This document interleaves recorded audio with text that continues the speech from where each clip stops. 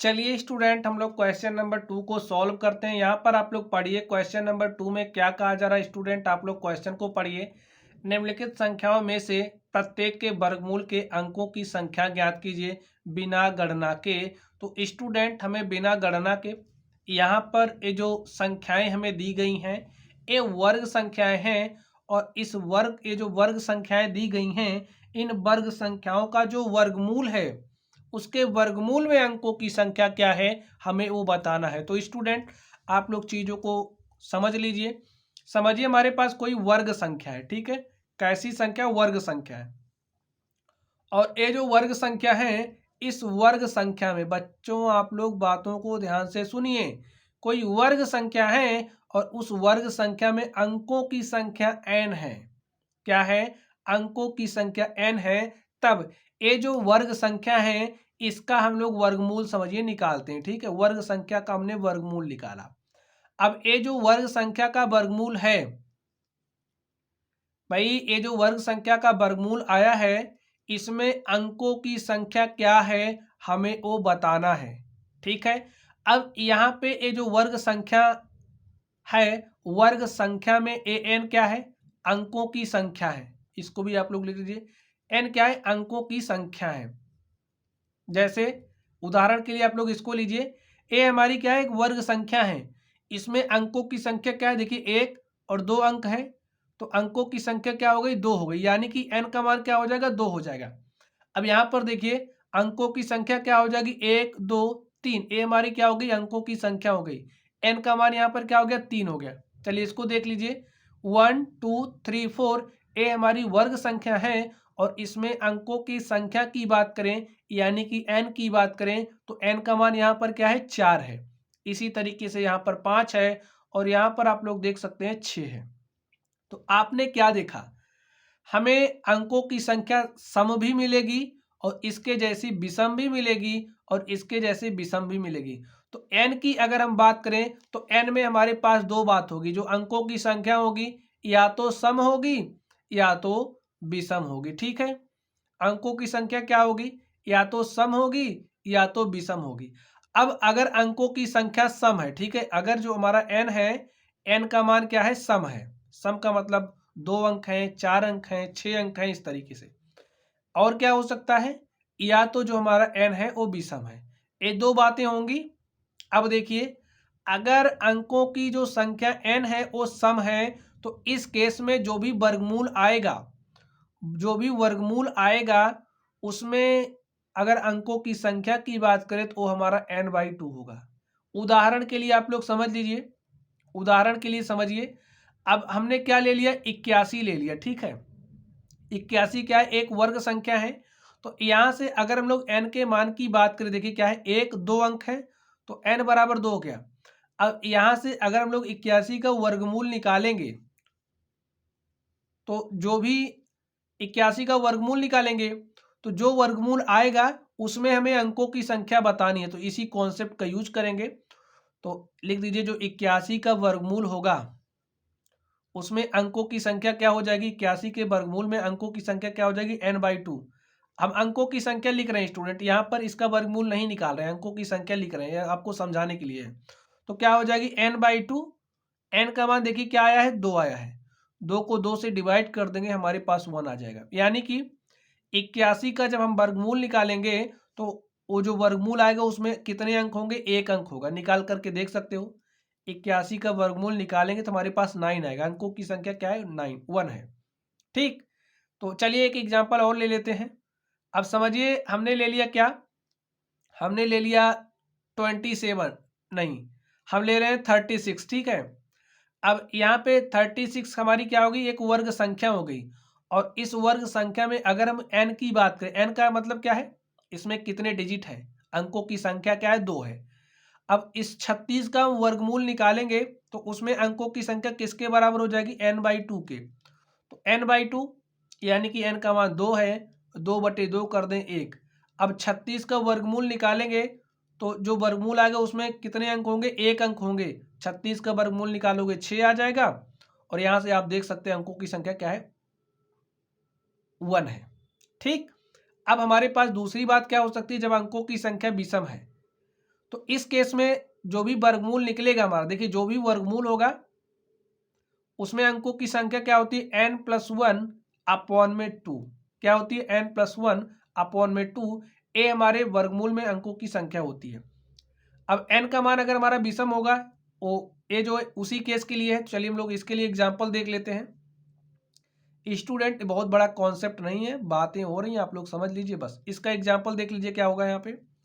अब भाई हमें कोई ऐसी वर्ग संख्या लेनी है जिसमें अंकों की संख्या विषम हो। तो इसके लिए हम एक संख्या ले लेते हैं। क्या लेते हैं हमने, चलिए 256 ले लिया, ठीक है। हमने क्या लिया, 256। तो यहाँ से n का मान कितना है, देखिए 1 2 3, इसमें 3 अंक है, n का मान 3 हो गया। 3 कैसी संख्या, विषम संख्या। तो विषम संख्या के केस में जो भी इसका वर्गमूल निकालेंगे तो इसके वर्गमूल में अंकों की संख्या किसके बराबर हो जाएगी, n+1/2 के बराबर हो जाएगी। और n का मान कितना आया है, 3। तो यहाँ पर लिखेंगे 3 + 1/2। 3 में 1 जोड़ देंगे 4, हो जाएगा यहाँ पर 4/2। और 4/2 का मान क्या हो जाएगा, 2। तो यहाँ से आप देखेंगे कि जब आप 256 का वर्गमूल निकालेंगे तो इसका जो वर्गमूल आएगा उसमें अंकों की संख्या क्या होगी, 2 होगी। तो 256 का अगर हम लोग वर्गमूल निकालें तो हमारे पास क्या होता है, 16। 16 का जब हम स्क्वायर करते हैं तो 256 आता है, ठीक है। तो इसमें आप देख लीजिए 16, हमने 256 का वर्गमूल निकाला, अंकों की संख्या क्या आ गई है, 2। तो बस हम लोग वर्गमूल ना निकाल करके इसी कॉन्सेप्ट का यूज करके हम लोग जो भी वर्गमूल होगा उसमें कितने अंक होंगे इसको निकाल सकते हैं। तो स्टूडेंट आई होप कॉन्सेप्ट आप लोगों की समझ में आ गया होगा। और यहाँ पर ये जो क्वेश्चंस आप देख रहे हो इस क्वेश्चंस को अब आप लोग कर ले जाएंगे। तो चलिए अब हम लोग इन प्रश्नों को सॉल्व कर लेते हैं। चलिए हम लोग इन प्रश्नों को सॉल्व करते हैं। तो स्टूडेंट सॉल्यूशन लिख लीजिए, आप सॉल्यूशन लिख लीजिए। जो हमारा फर्स्ट नंबर है इसमें जो हमारी वर्ग संख्या क्या दिया गया, वर्ग संख्या 64 है। तो इसमें अगर हम n की बात करें तो n हमारा क्या है, 2 है। अब n 2 है यानी कि सम संख्या आ गई है। सम संख्या के केस में सम संख्या है ना, तो इसके वर्गमूल में अंकों की संख्या क्या हो जाएगी, लिखिए वर्गमूल में अंकों की संख्या, अंकों की संख्या किसके बराबर हो जाएगी, सम के केस में क्या होता है, n/2। तो फॉर्मूला लिखिए n/2 और n का मान क्या है, 2 है। तो लिख दीजिए 2/2 और यहाँ से हमारे पास क्या आ गया, 1। और यही हमारा क्या हो गया, आंसर हो गया। स्टूडेंट चलिए अब लोग इस सेकंड नंबर पर चलते हैं और देखते हैं इसमें क्या हो जाएगा। हमें वर्ग संख्या क्या दी गई है, 144 हमारी वर्ग संख्या है। इसके अगर हम n की बात करें, देखिए 1 2 3, n का मान 3 आ गया है। अब यहाँ से देखिए जो इसका वर्गमूल निकालेंगे, ये जो वर्ग संख्या इसका वर्गमूल निकालेंगे तो लिख दीजिए वर्गमूल में अंकों की संख्या, किसके वर्गमूल में, 144 के वर्गमूल में, वर्गमूल में अंकों की संख्या। अंकों की संख्या क्या हो जाएगी स्टूडेंट, आप लोग सोच करके बताइए, सोचना क्या, फॉर्मूला अप्लाई करिए। भाई n का मान क्या है, विषम है। तो जब n का मान विषम है तो विषम वाले केस में हमारा फॉर्मूला क्या होता है, n+1/2। n का मान क्या है, 3 है। तो यहाँ पर लिखिए 3+1/2। 3 में 1 जोड़ देंगे 4/2। 2 1 के 2, 2 दूनी 4। तो यहाँ पर हमारे पास क्या आ गया, 2। यानी कि 144 का जब हम लोग वर्गमूल निकालेंगे तो उसमें कितने अंक होंगे, 2 अंक होंगे। यही हमारा क्या हो गया, आंसर हो गया। तो चलिए अब हम लोग इसके अगले नंबर पर चलते हैं और देखते हैं अगले नंबर का सॉल्यूशन क्या होगा। तो स्टूडेंट इसका अगला नंबर आप लोग ध्यान से देखिए, इसका अगला नंबर आप लोग देखिए। चलिए हम लोग यहीं पर देखते हैं। अब देखिए इसका थर्ड नंबर में हमें क्या दिया है, 44 89 दी गई वर्ग संख्या है हमारी, क्या है, एक वर्ग संख्या है। इसमें अगर n के मान की बात करें तब आप लोग गिन करके बताइए कितने अंक है, 4 अंक है। तो 44 89 जो है इसका जो वर्गमूल होगा, इसके वर्गमूल में अंकों की संख्या क्या हो जाएगी, वर्गमूल में अंकों की संख्या क्या होगी बच्चों, बताइए भाई। देखिए क्या होगा, 44 89, n का मान सम है, क्या हो जाएगा, n/2। जब n सम होता है तो फॉर्मूला n/2 और n का मान कितना है, 4 है। 4 का बटा 2 कर देंगे, 2 1 के 2, 2 दूनी 4। यहाँ पर हमारे पास क्या आ गया, 2। यही हमारा आंसर हो गया। 44 89 में के वर्गमूल में अगर हम लोग अंकों की संख्या की बात करें तो कितना हो जाएगा, 2। चलिए अब हम लोग 4 नंबर पर चलते हैं और देखते हैं 4 नंबर का सॉल्यूशन क्या होगा।